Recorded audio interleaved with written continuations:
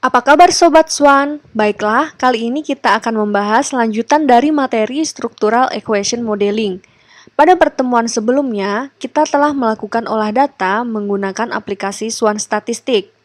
Namun, untuk interpretasi hasil outputnya belum selesai. Nah, kita akan melanjutkan pada pertemuan kali ini. Selanjutnya, untuk melihat plotnya, kita bisa klik tab plot.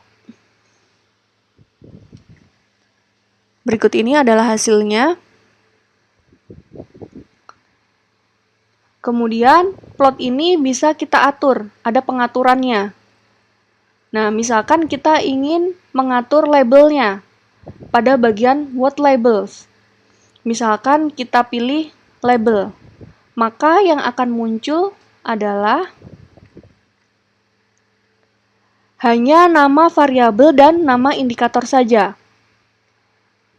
Kemudian, jika kita pilih EST, maka yang akan muncul adalah hasil estimasi parameternya untuk model pengukuran dan model struktural. Namun, ini bukan merupakan besarnya koefisien jalur. Nah, besarnya koefisien jalur ada pada STD. STD ini merupakan besarnya nilai estimasi yang telah distandarisasi. Sehingga hasilnya seperti ini. Kemudian, jika EHI, yang muncul adalah penomoran dari koefisien jalurnya. Kemudian, jika height, maka yang muncul hanyalah nama variabel dan nama indikator saja. Nah, sekarang kita pilih yang STD untuk melihat besarnya koefisien jalur. Kemudian yang kedua, untuk layoutnya, layout ini juga bisa diubah-ubah. Nah, layout defaultnya menggunakan tree. Kita bisa ubah menggunakan circle, bentuk circle. Jadi bentuknya melingkar.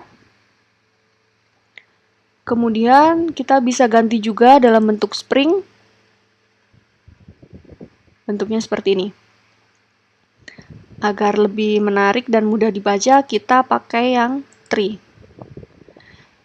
Kita juga bisa melakukan rotasi dari model ini. Misalkan kita rotasi 2, maka hasilnya seperti ini, akan terputar. Nah, untuk grup color bisa dikelompokkan. Misalkan dikelompokkan berdasarkan variabel manifestnya.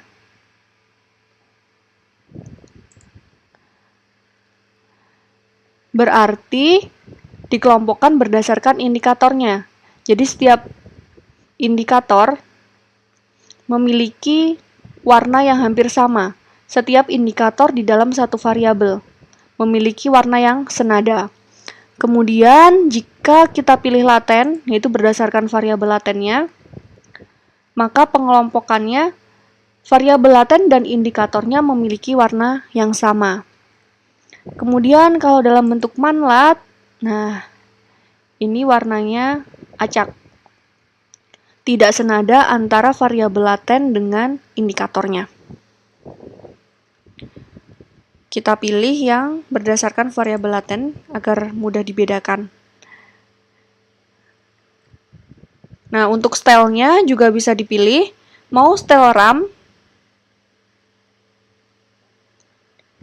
Jika menggunakan style RAM, bentuk dari koefisien residualnya ini melingkar. Nah, jika menggunakan list rel, bentuknya anak panah biasa. Kita gunakan yang bentuk list rel. Besar kecil dari plot ini juga bisa diatur. Ini untuk mengatur lebarnya. Pada width, kita gunakan width 100. Kemudian untuk height-nya, tinggi rendahnya, plot juga bisa kita atur. Nah, ini lebih pendek. Misalkan kita pakai yang 700. Nah, ini yang defaultnya ya. Kemudian untuk mau menunjukkan residual atau tidak, kita bisa pilih. Misalkan kita nggak perlu menunjukkan residualnya, kita uncheck residualnya. Jadi nilai residualnya tidak nampak. Nah, sekarang kalau kita cek lagi, residualnya jadi nampak. Kita juga bisa memilih warnanya, mau warna pastel atau warna terang. Jika ini kita uncheck, warnanya jadi warna terang. Kita pilih pastel, warnanya jadi lebih pastel.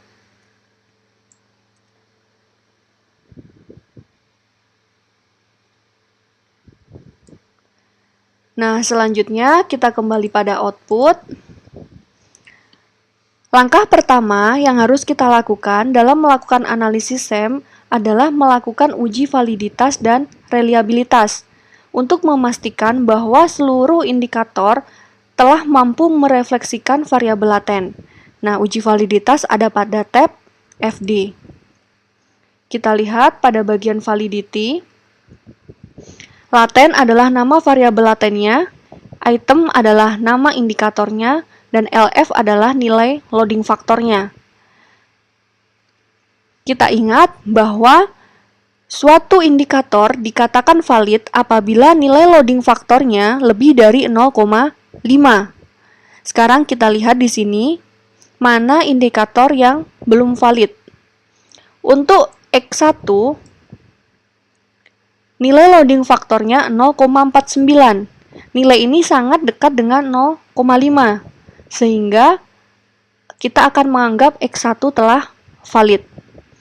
Kemudian kita cari lagi, ternyata ada pada X4, nilainya kurang dari 0,5, sehingga X4 ini tidak valid merefleksikan variabel ability, sehingga harus dikeluarkan dari model.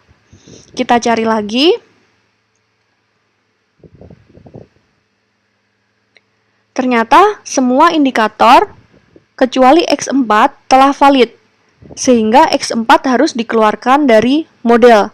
Jadi kita harus melakukan respesifikasi atau modifikasi model dengan mengeluarkan X4 sebagai indikator. Baik, kita kembali lagi pada analisis untuk mengeluarkan X4. Sekarang kita hapus X4-nya karena tidak valid. Kemudian kita running kembali.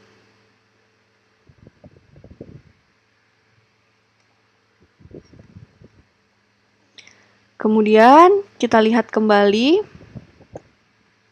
hasilnya. Ternyata seluruh indikator telah valid.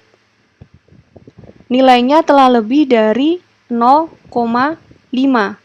Nilai loading faktornya lebih dari 0,5. Setelah uji validitas, kita masuk pada uji reliabilitas dengan menggunakan nilai Cronbach's alpha. Nah, di sini kita lihat, perlu kita ingat,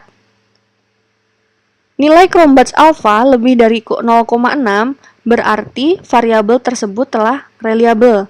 Kita lihat di sini, seluruh variabel laten kita telah reliable karena nilai Cronbach's alpha-nya lebih dari 0,6. Pengujian asumsi dan interpretasi akan kita lanjutkan pada pertemuan selanjutnya. Untuk pertemuan kali ini cukup sekian, terima kasih.